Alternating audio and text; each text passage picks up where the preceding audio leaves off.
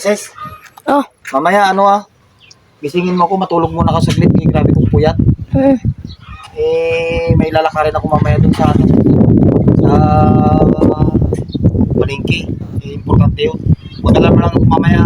Sige. Gisingin mo ako ha. Oo, sige. Sinasabi ko sa'yo, gisingin mo. Oo, sige. Gisingin kita. Importante yun. Oo, anong oras kita gigisingin? Basta mag-alam lang ako. Sige. Pag-alam niya, gisingin mo na ako. Oo, sige. Naisip ako yung prank kay Baldog. Natutulog na kasi siya doon. Kaya kung gugutan natin siya. Ay, kapit si Baldog ka ba natutulog? Guys, ito na guys. Iwan muna natin. Ang gupit kay Baldog.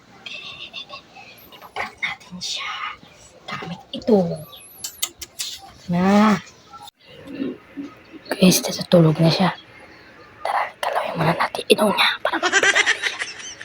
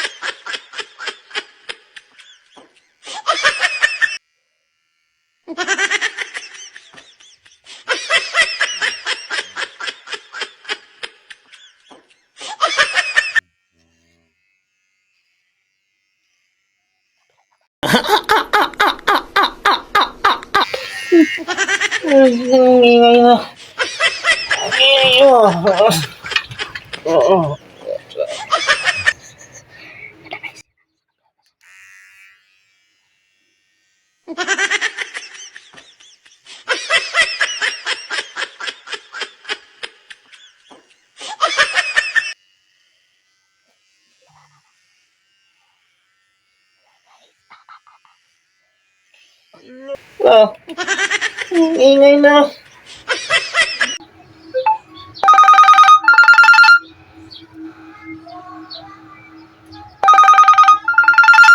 Nag-alarm na guys. Huwag natin siya gisingin guys.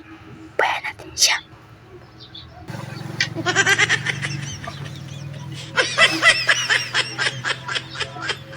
Sis! Hindi mo ko ginising. Alo, ba't hindi mo ko ginising? Ano? Nakalimutan ko. Magmamadali yung tao eh. Lalakarin eh. Sige, ingat. Sabi ko sa'yo, importante yung lalakarin ko eh. Hindi mo pa ako ginising. Di ko alam. Sorry Wala lang. ka talaga. Hindi mo alam yung trabaho. Nakalimutan ko.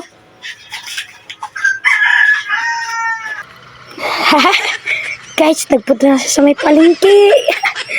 Nagawa natin yung prank natin guys. Di niya nakita. Di namin ulo niya guys. Pupunta na siya sa palengke. Bye-bye, Baldog.